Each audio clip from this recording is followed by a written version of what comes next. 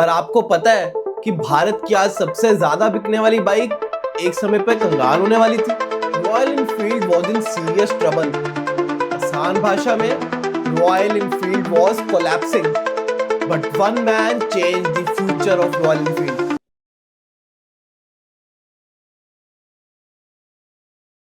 Royal Enfield bike चलाना तो हर कोई चाहता है, लोग उसके लिए पैसे भी जमा करते हैं और ये बाइक बिकती भी बहुत है।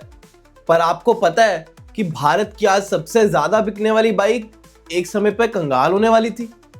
आज ना तो हम पॉलिटिक्स पे डिस्कस करेंगे, ना ही सोशल अफेयर्स पे। आज हम रॉयल एनफील्ड की केस स्टडी डिटेल में डिस्कस करेंगे।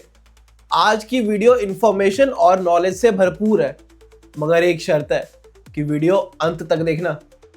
रॉयल एनफील्ड की कहानी 1891 में रेडिच इंग्लैंड से शुरू होती है।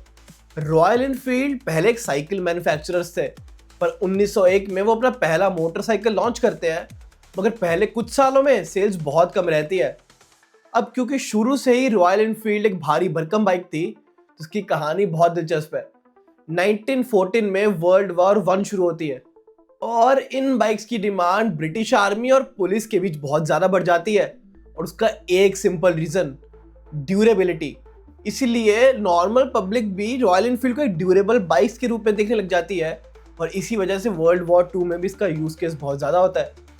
अब वो भारत में एंटर करना चाहते थे, इसलिए 1955 में रॉयल एनफील्ड एक Indian based company Madras motor के साथ पार्टनरशिप कर लेती है टू मैन्युफैक्चर बुलेट 350।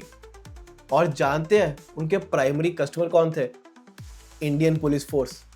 जिससे जनता में परसेप्शन गलत गया, क्योंकि आम जनता को बस एक पुलिस बाइक लगती थी और वो इसे खरीदना नहीं चाहते थे, जिस कारण उनकी सेल्स बहुत कम थी।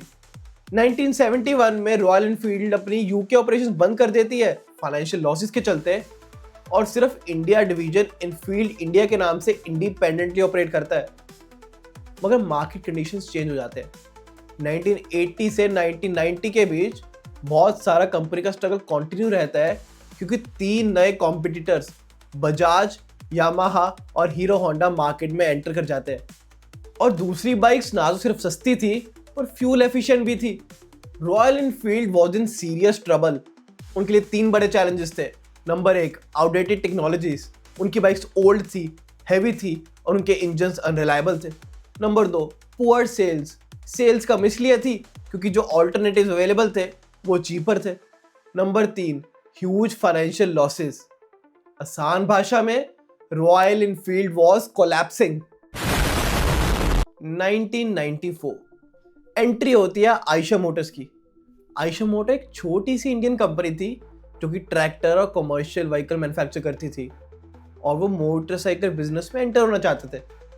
रॉयल एनफील्ड के हैवी लॉसेस के बावजूद उन्हें उस कंपनी में पोटेंशियल दिखता था।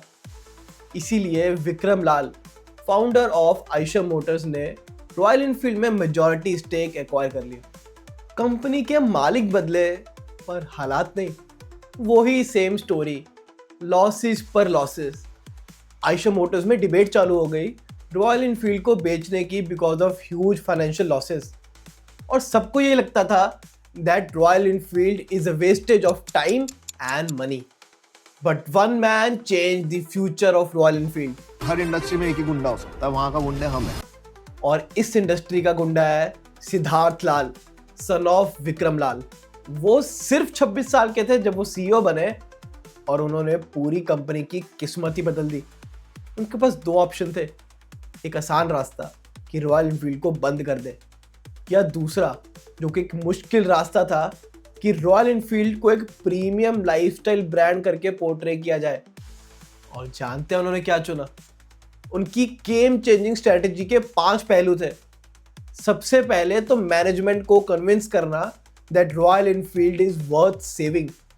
दूसरा, इंप्रूविंग क्वालिटी इश्यूज, इंजन की रिलायबिलिटी को बढ़ाना, ऑयल लीक्स को कम करना and making bike smoother to ride. Number 3, modernising the technology. 2009 में उन्होंने यूनिट कंस्ट्रक्शन इंजन लॉन्च किए जो कि लो मेंटेनेंस थे, फ्यूल एफिशिएंट भी थे, उसके साथ साथ स्मूदर भी। Number 4, rebranded as a premium retro motorcycle. उनका सिंपल डिसीजन था, मुझे सस्ते बाइक के साथ कंपीट ही नहीं करना है और मुझे क्लासिक हेरिटेज बाइक बनानी है for passionate motorcycle Riders. Number 5, launching the game changing models. 2009 में उन्होंने क्लासिक 350 लॉन्च किया and this bike changed everything. वो 350 सेगमेंट में इंडिया का मोस्ट सेलिंग बाइक था। इसके बाद Thunderbird and bullet upgrades for long distance riding. जानते हैं इनका यूएसपी यानी कि यूनिक सेलिंग प्रोपोजिशन क्या था? दरअसल 2010 के पहले बाइक मार्केट 2 सेगमेंट्स में बटी थी। एक थी नॉर्मल कॉम्यूट व्हीकल्स जो कि 100-150 सीसी के नॉर्मल व्हीकल्स थे जो कि सस्ते थे, फ्यूल एफिशिएंट थे, जैसे कि Splendor, Bajaj Pulsar.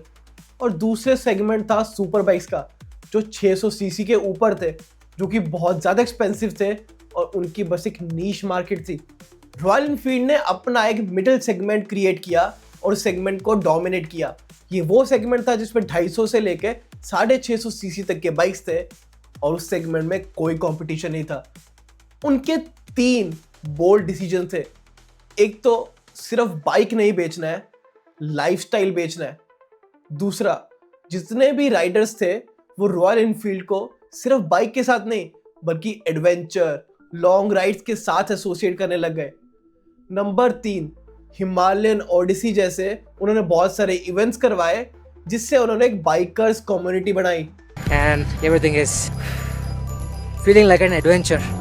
If I don't throttle up, I'm gonna fall asleep for sure. It's only love.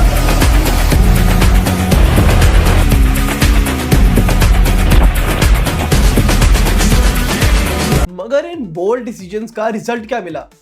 Royal Enfield के कस्टमर सिर्फ बाइक नहीं, वो कल्चर खरीदते थे। एनफील्ड राइडर्स एक प्राउड आइडेंटिटी बन गई और 2015 तक 350 सीसी के ऊपर वाले सेगमेंट में रॉयल एनफील्ड का 90% मार्केट शेयर था। और ये कहानी सिर्फ भारत तक ही सीमित नहीं थी, ये कहानी भी एक फॉरेन ट्रिप पे निकली है। भारत डोमिनेट करने के बाद अब उनकी नजरें पूरी दुनिया पर थी और उन्होंने 3 ग्लोबल डिसीजंस लिए। नंबर 1, उन्होंने फ्लैगशिप स्टोर सेटअप किए Europe, north America, Latin America और साउथ ईस्ट एशिया में। बाइक इंजीनियरिंग इंप्रूव करने के लिए 2015 में उन्होंने हैरिस परफॉर्मेंस को एक्वायर कर लिया। नंबर 3, उनका सिंपल डिसीजन था, उन्होंने 650 सीसी ट्विंस लॉन्च किए, इंटरसेप्टर और कॉन्टिनेंटल GT 650। 2018 में ये बाइक्स यूएस यूके में इंस्टेंट हिट बने as an affordable stylish bikes. और आपको पता है 2022 तक ग्लोबल मार्केट में Royal Enfield 1 lakh bikes per year से ज़्यादा तक बेच रहा था। आपको पता है ब्रांड, माइलेज, स्टाइल ये सब एक जगह, पर रॉयल एनफील्ड की सस्टेनेबल ग्रोथ का एक सबसे बड़ा फैक्टर क्या है? Smart product strategy, launching right bikes at right time.